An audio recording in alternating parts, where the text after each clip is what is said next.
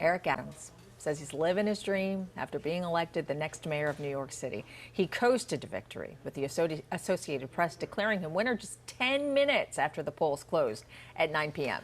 Adams will be sworn into office in 59 days, and he's got his work cut out for him. It's going to be a very busy transition period. Mayor-elect Eric Adams joining us this morning fresh off of his victory. There it is. How's that sound? Mayor-elect Adams, thanks for being here. Thank you so much. It's good seeing both of you. I spent many years speaking with you on your morning show and on some important issues, and I'm happy to be here this morning. You know, Mayor-elect, for those who don't know, I mean, I once rode the train from Albany to New York City with you when you were a state senator. Followed you every step of the way to this very moment. So how are you feeling this morning? Good, and not only for me, Dan, but for New York City. What does this say? What does it say about America right now? A dishwasher, former dishwasher as a child, a former person that worked in a mailroom, a person that sat in a holding cell in a precinct, a person that went to school at night because I couldn't afford to go during the day, a person that has a learning disability. This states that in America, dreams are a reality if you just believe in yourself and continue to forge ahead. So I'm happy, yes, but I'm happy for every dishwasher, every child that has a learning disability, everyone who believes where they are is who they are. I say no to that. There's always a tomorrow for you. Yeah, you definitely have a great story, but let us forge ahead. Let's talk about what is at the top of your to-do list. What's your top priority as you begin your office? What I stated throughout the campaign trail, public safety and justice, that is the prerequisite to prosperity in our city. If we don't get crime, not only actual, but perceived. People perceive and have a perception that they can't be safe on our subway system. They have a perception that you can't come here and walk through Times Square and not be shot. I have to deal with the perception and the actualization of crime in our city, particularly gang violence. Yeah, I mean, perception is reality after all, right? We talk about that all of the time, sir. You know, you said, Mr. Adams, you were going to hold off on plans about how to handle cities' vaccination mandates until after the election. You know me, I don't waste time. You've won. So what are those plans? Well, because I did not want to in any way impede on the current mayor. We have one mayor, and we should line up behind the city being unified. And so what I'm encouraging the mayor to do is to reach out to the unions, sit down and say, how do we resolve this? Listen, are we going to have a small percentage that they won't get vaccinated at all, they're anti-vaccine? Yes, we are. But I think the overwhelming number of city workers want to get vaccinated. Let's listen to their credible messages, the union leadership, and come to a resolution. If he does not do that in January 1, I'm going to sit down and find out how do we resolve this issue. But I think he's the mayor now. He needs to take the lead on doing that. And I know you've had a very busy night, but have you already spoken to those unions now that you are the mayor-elect? Some of them I communicated with already because I had pre-existing relationships with them. And I sat down and told them I want to hit reset on public protection, particularly our police. I'm going to make it clear. My police officers, I will have their backs to do their job to keep our city safe. But I'm going to hold those accountable who are abusive. If you're not the finest, you can't be in the finest agency when it comes down to safety. So we're going to have that balance of justice and safety that we need. So will there be new leadership in the NYPD?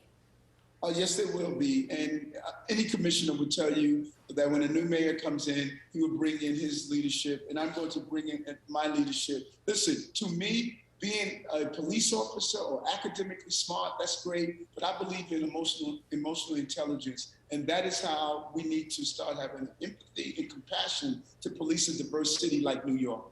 So you know me, Mr. Adams. You know I'm always looking to make news here, and it's all about names, names, names. So I'm not going to say you're going to name that person today, but will you be making those names known sometime between now and January 1? And do you have one you want to share today? We are definitely going to roll out a series of names of some of the agencies that are important to us, particularly the New York City Police Department. I don't want to give names right now because 3 of the people that we are looking at, they are currently employed, and I don't want to do anything to jeopardize their employment. Fair. But we're going to have a great police commission. Very fair point. But how about a name for your transition team, right? There's been a lot of rumors swirling. Bronx Borough President Ruben Diaz Jr.'s name was floated around to head your transition team. Do you have that person? Yes, Sheena Wright is going to be one of the co-chairs. She has done an amazing job. She's now at the United Way. She has great experiences dealing with corporations and agencies in the city. So I'm excited about her and the other team members that are coming together. It's going to be a 5-person co-chair committee, and then we are going to break into tables in various industry areas so we can get the expertise. We have a good problem. There's so much talent in the city that has been on the bench, and now they're just saying, Coach, get me in the game. And we're ready for that. So you don't want to name names. Well, you talk numbers. Let's talk about you're inheriting a city that's trying to dig itself out of this economic crisis. What are your plans? Well, we have to do several things, and it's a clear plan. Number one, we hemorrhage too much money. Our city is dysfunctional due to the agency system. Great people in the agencies, but we create our crises. I say this over and over again. Our wounds are self-inflicted. How do we talk about closing Rikers Island, the building, but we don't close the pipeline? 55% of the men and women there have learning disabilities. Yeah. So if we go upstream, we can turn this around.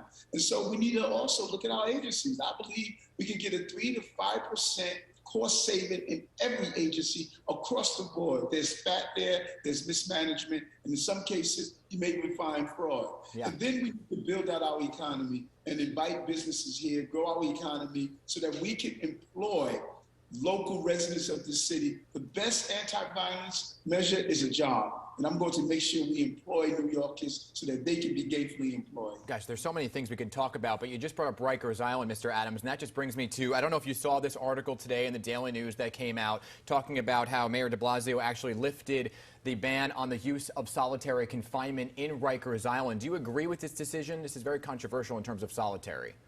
I do agree with his decision. Oftentimes we talk about Rikers Island, we forget the correction officers who are there.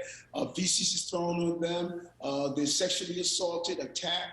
What happens is the same number of prisoners that are attacking correction officers, they're attacking inmates. And so what I say, we could have a new form of isolation. You don't have to put someone in a small cell. Put them in another location where they won't be harmful to others. We can do the solitary aspect of this in a humane way, but you can't continue to put dangerous inmates back in the same housing areas where they are attacking innocent officers and those prisoners who are trying to serve their time. You have to address the violence on Rikers Island, and I think that the mayor should do it in a humane fashion.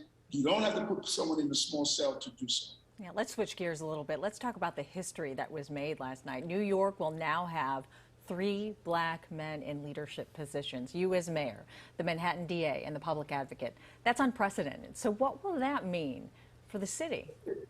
It says that New York is showing the country that we're looking at people not based on their ethnicity, but based on their ability. And that means a lot. And that's why I must be a GSD mayor.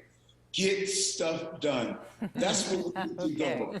We need to move and finally get the institutional poverty in this city to turn the corner. But it says a lot about this city, that we're able to look at the ability of Alvin Braggs, the ability of Jumaane Williams, and the ability of Eric Adams. This is an American story, and I'm so excited about what this city is showing, not only America, but the entire globe. This is a great place to raise healthy children and families, and I'm going to move in the direction to accomplish that. You got to trademark that, GSD. GSD, right? Get GSD. stuff done. Real quick, we only have a minute left with you. New leadership in the Department of Education. Do you have I know you're not going to give names. I'll stop pressing on the names. But do you have some ideas here? Yes, I do. You know, I think one of the greatest embarrassments in our city is what's happening in the Department of Education.